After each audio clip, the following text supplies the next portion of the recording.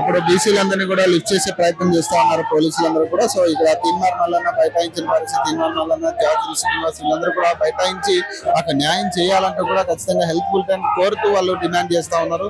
So ఈ నేపథ్యంలో పోలీసులు కూడా వాళ్ళని షిఫ్ట్ చేసే ప్రయత్నం చేస్తా ఉన్నారు, అది తరలించే ప్రయత్నం చేస్తా ఉన్నారు. సో ఒక్కసారి మనం ఆ విజువల్స్ చూడొచ్చు ఒకసారి అక్కడ పరిస్థితి. సో ఈ మధ్యలో ఏదైతే ప్రధానంగా జీవో నెంబర్ 46 మీద అలాగే బీసీలకు 42% ఇవ్వలేదు అనే దాని మీద ఆయన ఆత్మ బలిదానం చేసుకున్న పరిస్థితి.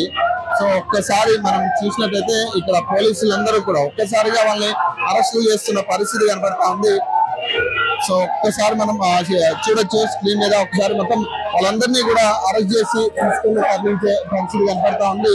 సో ఇదే నేపథ్యంలో ఒక్కసారి చూడొచ్చు మొత్తం కూడా ఒక్కసారిగా బృందం అంతా కూడా సిఆర్పిఎఫ్ బృందం కావచ్చు, సో పోలీసు బృందాలు కూడా వాళ్ళని లిఫ్ట్ చేసే ప్రయత్నం చేస్తా ఉన్నారు. ఇంకొక దూరం ఇక్కడ రే. సో ఒక్కసారి చూడొచ్చు, అంటే వాళ్ళందరినీ కూడా లిఫ్ట్ చేసి తరలించే ప్రయత్నం చేస్తా ఉన్నారు. మొత్తం కూడా పోలీసులందరూ కూడా ఒక్కసారిగా వాళ్ళని లిఫ్ట్ చేసిన పరిస్థితి కనపడుతుంది. ఏదైనా ఉద్రిక్తత అయితే నెలకొంటున్న పరిస్థితులు కనపడతా ఉన్నాయి. బీసీ ఉద్యమం మరింత బలపడే పరిస్థితులు కూడా కనపడతా ఉన్నాయి. ఈ నేపథ్యంలో ఒక్కసారి మనం చూసుకున్నట్టయితే సిచ్యువేషన్స్ అన్ని కూడా ఒక్కసారిగా వాళ్ళు ఒకటే నినాదం చేస్తా ఉన్నారు ఈ రోజు. సో వాళ్ళు చేసేది ఒకటే నినాదం, బీసీలకి 46% అయితే దీని మీద ప్రధానంగా నిరంకుశ విధంగా వివరిస్తుంది. చాలా పొరపాటు, ఇది దౌర్జన్యంగా చేస్తుంది. బీసీ బిడ్డకు న్యాయం చేయలేదు, ఇది చాలా తప్పు. ప్రభుత్వ నిరంకుశ విధానం మేము తీవ్ర ఖండిస్తున్నాం. సో ఇది పరిస్థితి. అరెస్టులు ఒక పక్క చూడొచ్చు, అరెస్టులు దొరుకుతున్నాయి. తీన్మార్ మల్లన్న కావచ్చు, జార్జి శ్రీనివాస్ కావచ్చు, వీళ్ళందరినీ కూడా అరెస్టులు చేసి తరలించిన ఆ పరిస్థితి మనం చూడొచ్చు.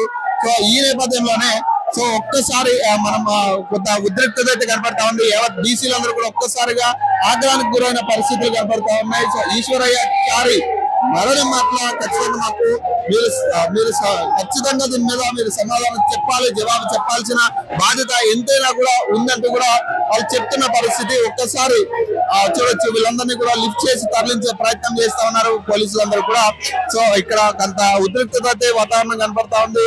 అక్కడ తీన్మార్ మల్లన్నతో సహా వాళ్ళని అరెస్ట్ చేసి తీసుకెళ్తున్న పరిస్థితి. ముఖేష్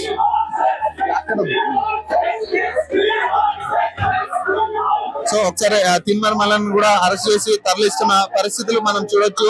ఒకసారి సిచ్యువేషన్స్ కూడా మొత్తం ఓవరాల్ సిచ్యువేషన్స్ కూడా ఒక్కసారి మనం చూసుకున్నట్టయితే ఈ రకమైన పరిస్థితి. సో ఒక్కసారి మనం అక్కడ విజువల్స్ లో చూడొచ్చు, తీన్మార్ మల్లన్న కూడా అరెస్ట్ చేసి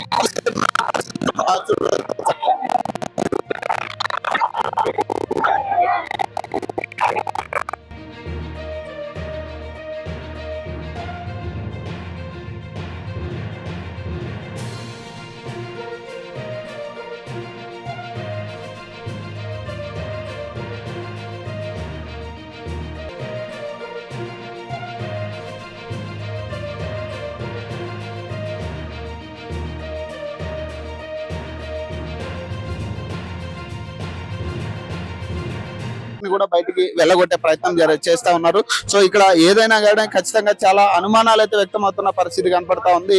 సో ఏదైతే పోలీసులు ఏదైతే బందోబస్తు కావచ్చు లేదా మీడియాని వెళ్ళగొట్టే ప్రయత్నం కావచ్చు, ఇవన్నీ కూడా కొంత అనుమానాలకు తావుతీస్తున్న పరిస్థితి.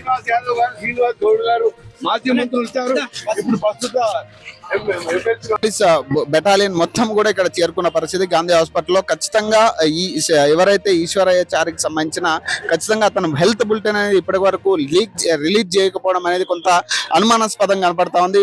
అలాగే పోలీస్ బందోబస్తు కూడా మీడియాని వెళ్ళగొట్టే ప్రయత్నం చేస్తా ఉంది. మొత్తం కూడా యావత్ మీడియాలంతా కూడా బయటకు పంపించే ప్రయత్నం చేస్తా ఉంది. సో మీడియా ప్రతినిధులు, రిపోర్టర్లందరినీ కూడా బయటకు వెళ్ళాలంటూ వాళ్ళు చెప్తున్న పరిస్థితి. ఇవన్నీ చూస్తా ఉంటే ఖచ్చితంగా అనుమానాలు వ్యక్తమవుతా ఉన్నాయి. ఆయన మరణం అనేది డిక్లేర్ చేయకపోయినప్పటికీ కూడా మరణించాడనే ఆలోచనలు కావచ్చు, అలా ఆ అపోహలు కూడా క్రియేట్ చేసే పరిస్థితి కనబడతా ఉంది. దీన్ని ప్రధానంగా బీసీ నాయకులు, బీసీ సంఘాలు కూడా కంప్లీట్ గా ఖండిస్తున్న పరిస్థితి. బీసీలకు 42% ఇస్తానన్న కాంగ్రెస్ పార్టీ ఇది దోకాగా ఈ మరణం పట్ల ఖచ్చితంగా పూర్తి బాధ్యత కాంగ్రెస్ పార్టీదే, ముఖ్యమంత్రి రేవంత్ రెడ్డి గారిదే అంటూ కూడా బీసీ సంఘాలన్నీ కూడా చెప్తున్న పరిస్థితి. సో ఒక్కసారి మాట్లాడదాం అన్న, పరిస్థితి ఎట్లా ఉంది అంటే ఇప్పుడు కాంగ్రెస్ పార్టీ నాయకులు ఇప్పుడు వచ్చి స్పందించిన పరిస్థితి లేదు, మొత్తం మీడియాతో సహా మొత్తం అందరిని బయటకు పంపిస్తున్న పరిస్థితి. ఇది కాంగ్రెస్ పార్టీ కాంగ్రెస్ ప్రభుత్వము బీసీల పైన చూపెడుతున్నటువంటి నిరంకుశ పాలనకు నిదర్శనం ఇదే. ఈరోజు మీరు చూసినట్టయితే నిన్న సాయంత్రము 5 గంటలకు ఆయన ఆత్మయత్నం చేసుకుంటే ఈరోజు ఇప్పటి వరకు కాంగ్రెస్ పార్టీకి సంబంధించిన ఏ ఒక్క పిసిసి అధ్యక్షుడు కానీ మంత్రులు కానీ ఎమ్మెల్యేలు కానీ వాళ్ళ ప్రతినిధి ఒక్కరంటే ఒక్కరు కూడా ఇప్పటి వరకు వచ్చి గాంధీ హాస్పిటల్కి వచ్చి ఆయనను పరామర్శించలేదు. పోలీస్ బందోబస్తు పెంచిన పరిస్థితి, మీడియాలతో సహా మొత్తం అందరినీ కూడా బయటికి వెళ్ళగొట్టే పరిస్థితి, మిమ్మల్ని కూడా అరెస్ట్ చేస్తున్న పరిస్థితి కనబడతా ఉంది. అంటే దీన్ని బట్టి మీకేం అర్థం అవుతా ఉంది, ఏం జరుగుతా ఉంది? ఏం లేదు, కాంగ్రెస్ పార్టీ పోలీసులను అడ్డం పెట్టుకొని బీసీ ఉద్యమాన్ని అణచివేయాలని కుట్ర చేస్తుందే తప్ప వేరేదేం లేదు.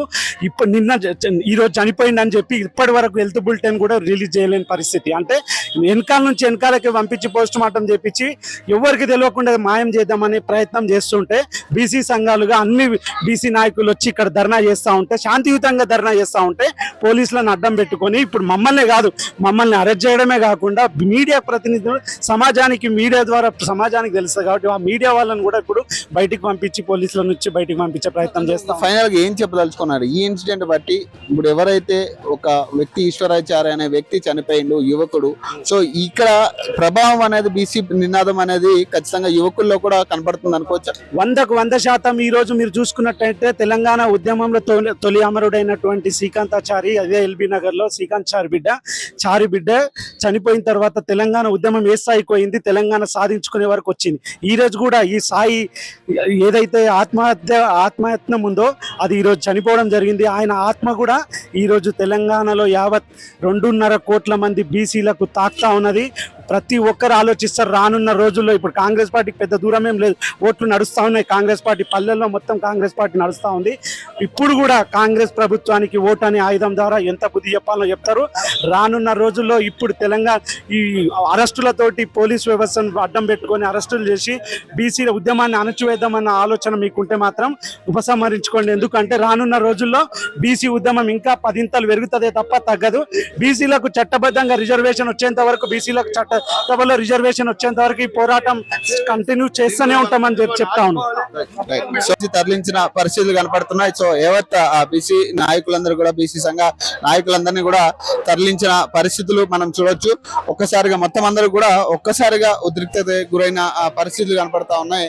ఈ నేపథ్యంలో ఒక్కసారి మనం సిచ్యువేషన్ చూస్తే ఖచ్చితంగా వీళ్ళందరినీ కూడా అరెస్ట్ చేసి తరలించే ప్రయత్నం కావచ్చు. ఇక్కడ బీసీ సంఘాలన్నీ కూడా ఆగ్రహానికి గురైన పరిస్థితులు మనం చూస్తా ఉన్నాం.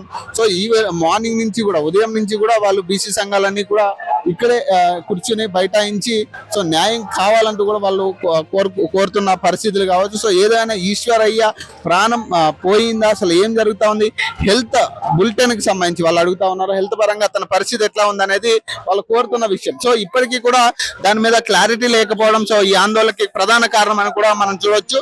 సో కొంతమంది ఎవరైతే బాలరాజు గౌడ్ లాంటి వాళ్ళు కావచ్చు, కొంతమంది బీసీ నాయకులు ఎవరైతే పరామర్శించారో సో విశారదన్ మహారాజ్ కావచ్చు, వీళ్ళందరూ కూడా ప్రధానంగా సో ఒకసారి మనం చూడొచ్చు. వీళ్ళు ప్రధానంగా డిక్లేర్ చేసింది ఏంటంటే ఖచ్చితంగా ఆయన ప్రాణం పోయిందంటూ కూడా వాళ్ళు డిక్లేర్ చేస్తా ఉన్నారు. వాళ్ళు చూసి పరామర్శించిన తర్వాత ఫ్యామిలీ కుటుంబాల పరిస్థితి కావచ్చు.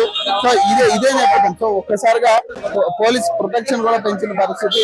సో దీన్ని బట్టి మనకు అర్థమవుతున్న సిచ్యువేషన్స్ కూడా ఒకసారి సో ఇక్కడ కూడా సో ఖచ్చితంగా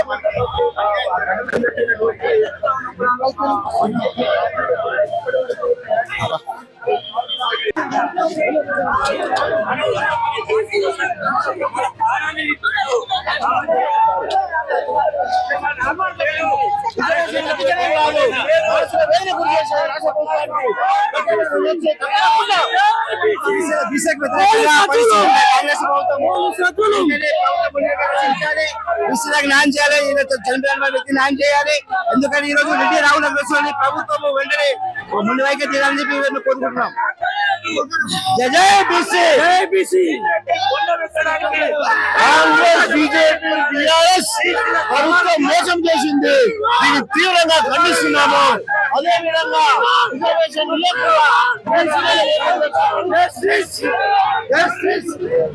అది పరిస్థితి.